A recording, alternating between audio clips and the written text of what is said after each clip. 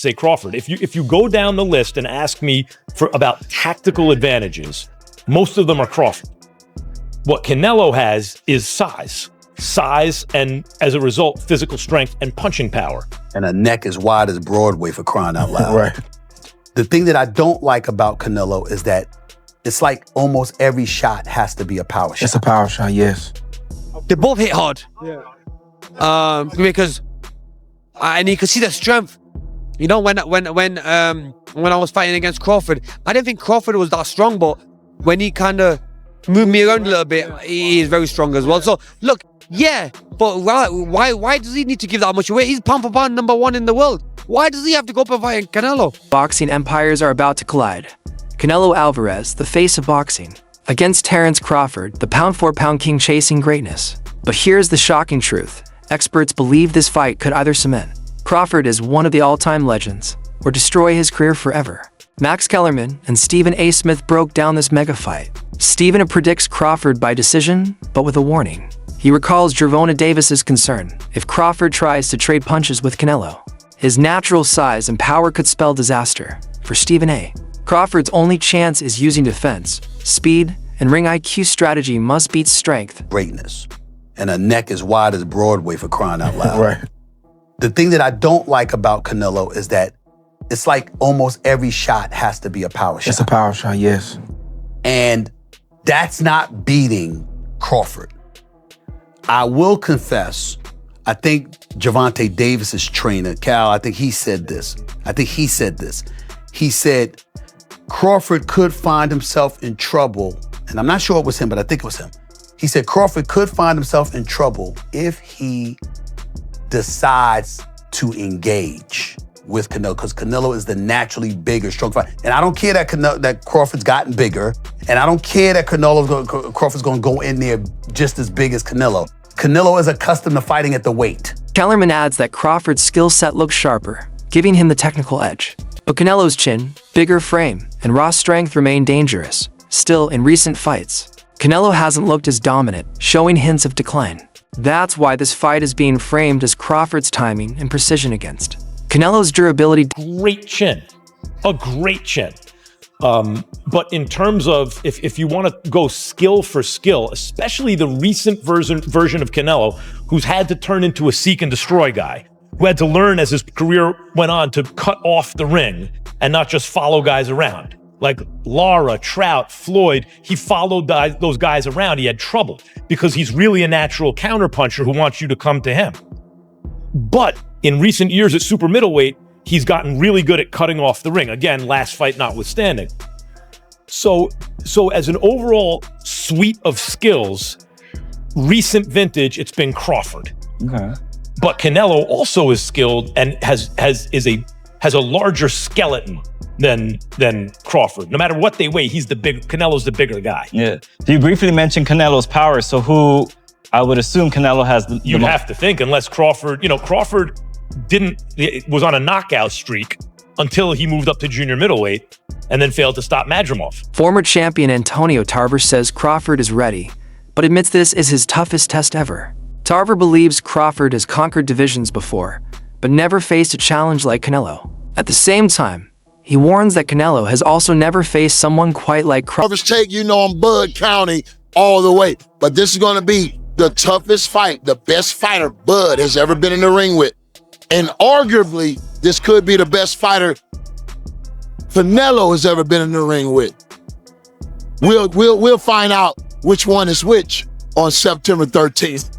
Antonio, I appreciate your time. Safe travels back home. Man, I appreciate it. Thank you. Thank you, Antonio. Timothy Bradley Jr. predicts the opening round will be a chess match, not fireworks. Both men will study movement and distance before taking risks. Crawford is known for patience, while Canelo often adjusts round by round. Bradley believes the first 3 minutes will set the stage for a tactical burst. Crawford wants to feel his punching power as well. In the beginning, it's all the position balance. Like both guys are trying to get balance and trying to find their rhythm, understanding their distance to where they can punch and at the same time avoid getting hit. It takes Crawford a little bit more time than I would say Canelo to get right to it. Canelo, although I would say he is a prolific counterpuncher, fantastic counterpuncher. He tends to find his spots a lot quicker. And the indication of that is when, if you look at any of the boxers that Canelo has faced, Trout, even Danny Jacobs, even when he fought against Charlo, you just check out the first round. He usually takes off, just feels the power, cruises, see what these guys know, couple of feints, level changes, gathering information, right? Crawford does the same and similar things. So I think the first round's going to be a real, calm and cautious round by both fighters. But in the second round, Canelo's going to start applying that pressure, man. Pre-engagement with Crawford is a little bit more difficult than a Charlo, okay? And let me explain this. So pre-engagement is the movements before you get into that sweet spot, which is mid-range, to be able to let your hands go, right? Both guys are trying to counter each other's movement. Both guys are looking at each other's, hands, trying to anticipate what they believe is going to come next. Amir Khan, who fought both, offers a unique warning. He says Crawford is already an all-time great at welterweight, but weight classes exist for a reason.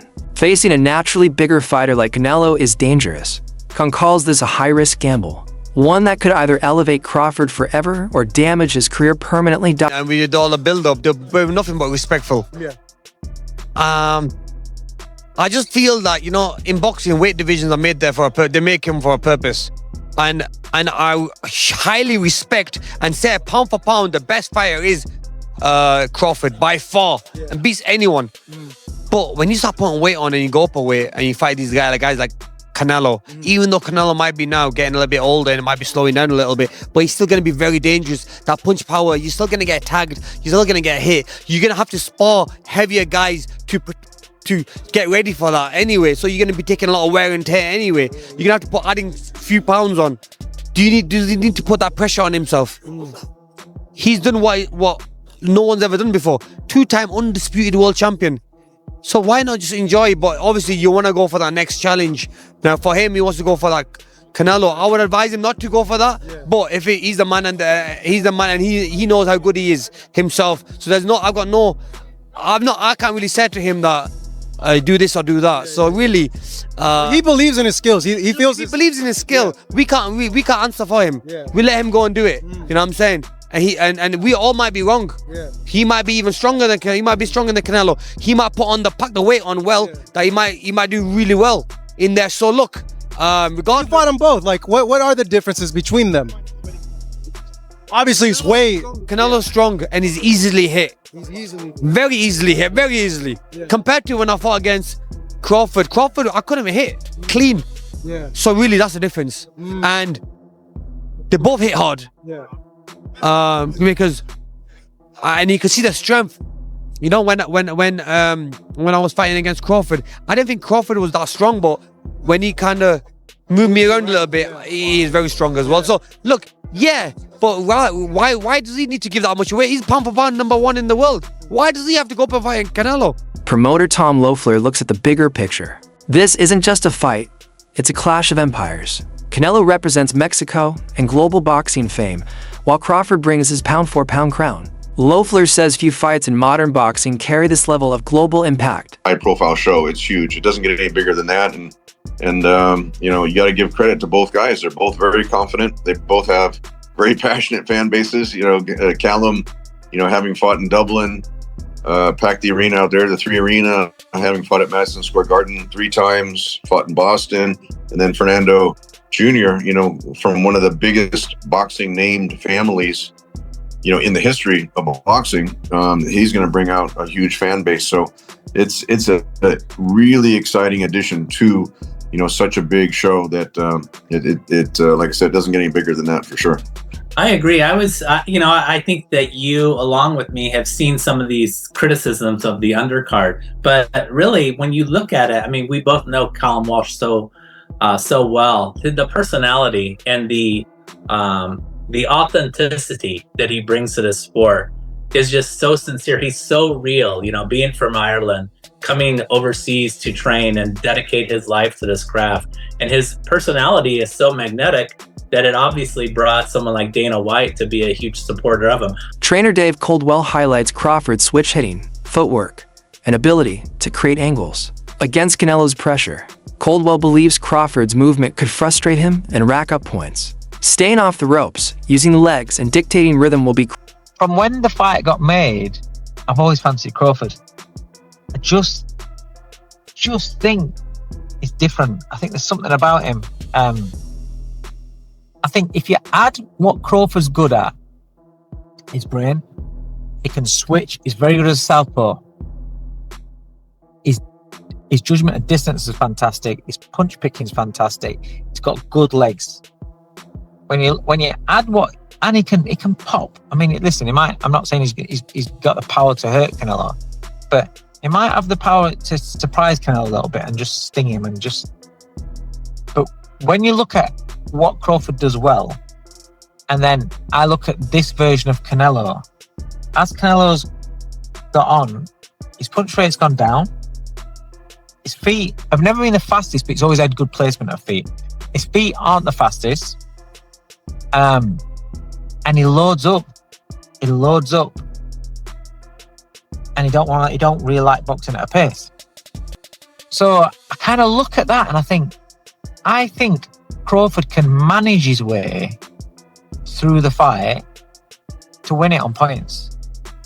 I think he can manage moments, tough moments. When Canelo detonates a big shot on him, he's going to know about it because Crawford's been out before.